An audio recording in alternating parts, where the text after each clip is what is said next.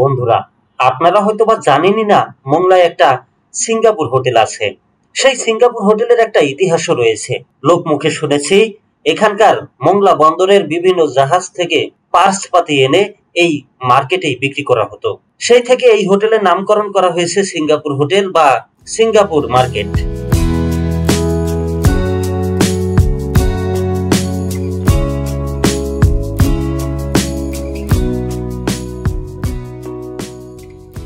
এটি মোংলা খেয়াঘাটের সন্ধ্যার দৃশ্য বা গোধূলি লগনে বলতে পারেন। কি অসাধারণ দৃশ্য, কি অসাধারণ পরিবেশ, প্রকৃতির কি রূপটাই না ফুটে উঠেছে এই মোংলার খেয়াঘাটে। দিনে যেমন ব্যস্ত থাকে, সন্ধ্যার পরও একই রকম ব্যস্ততার চিত্র ফুটে উঠেছে এই মোংলার খেয়াঘাটে।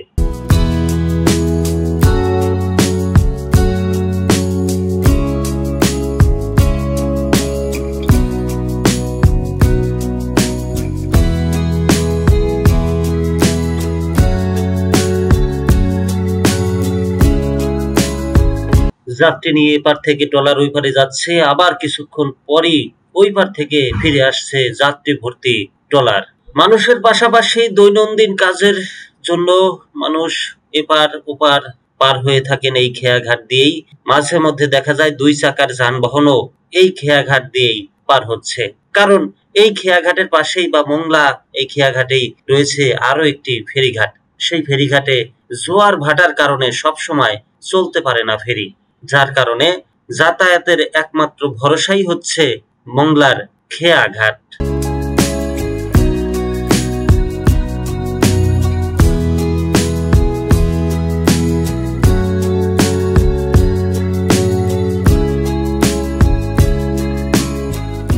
খেয়াঘাটের পাশে ফেরিঘাটে ঢোকার একটু আগে বিভিন্ন রকমের খাবারের পসরা নিয়ে বসে বিভিন্ন দোকানিরা। তার মধ্যে অন্যতম রয়েছে ফুচকা, ঝালমুড়ি সহ আরো অনেক খাবার দাবার। আমি একটু এখানকার ফুচকা পরখ করে দেখলাম, খেয়ে দেখলাম অসাধারণ। বিশেষ করে এখানকার বোম্বাই মরিচের ফুচকাটা তো মুখরোচক, একদম মুখ ফেরানো যায় না সেই ফুচকা খেয়ে। চিংড়ি আছে এই কয়টা? চিংড়ি 100 টাকা। মানে এই আছে আর নাই?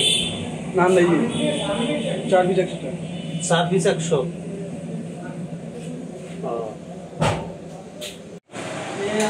বন্ধুরা, মোংলার সরিষা হোটেলে চিংড়ি মাছ দিয়ে ভাত খাবো।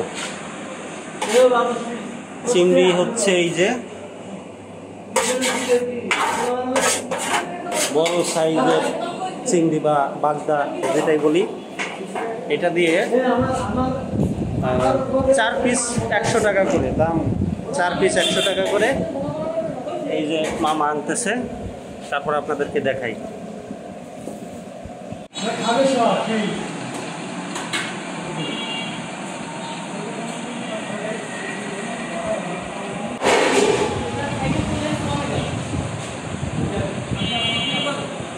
তো দর্শক বন্ধুরা, এই হচ্ছে চিংড়ি মাছ।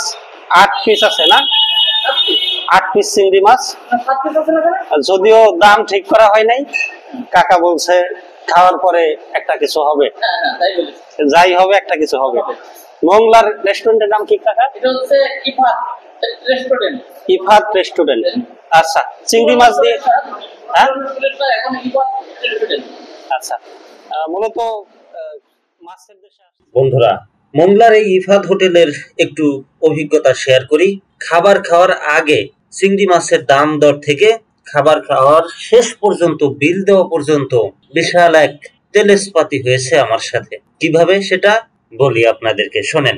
প্রথমে দোকানের একজন কর্মচারী, যিনি কিনা আমি পরে জিজ্ঞেস করছি কতদিন কাজ করে, সে বলেছে অনেক 3-4 বছর, দীর্ঘ সময়। তো সে বলছে 4 পিস মাছ 100 টাকা। কিন্তু তারপরে তার উপরে যে একজন কর্মকর্তা আছে বা কর্মচারী, তিনি আমাকে বললেন না, 4 পিস 100 টাকা না, 4 পিস 200 টাকা।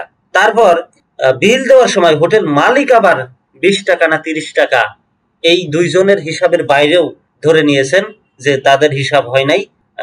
এই হচ্ছে ইফাত হোটেলের কার্যকলাপ, বা এই বিষয়টা আমার একটু ভালো লাগে নাই বলতে পারেন।